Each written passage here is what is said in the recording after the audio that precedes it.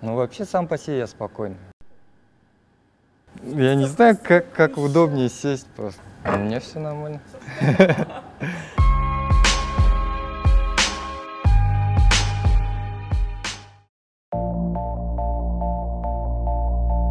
По идее, балет — это мое хобби.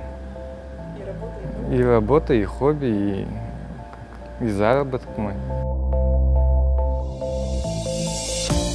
Ну, со своим дедушкой тогда. Ну, я его только так не помню, по идее. Мне всего год было. Вот хотел бы с ним побольше поговорить, познакомиться как бы. Ну, первое событие — это когда вот в Алмату приехал, в училище поступил. А второе — это когда встретил свою жену. Она тоже солистка в нашем театре. В целом уже 6 лет как бы вместе, и до того, какой я раньше был, и сейчас это, ну, вообще разные люди.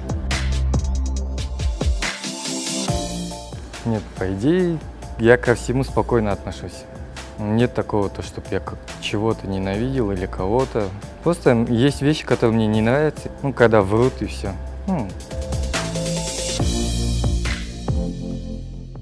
Бокс, наверное. Ну, вообще с детства у меня дядя просто спортсмен. Вот. И тесть у меня тоже как мастер спорта, бывший тренер. Ну, хороший человек. Ну, еще.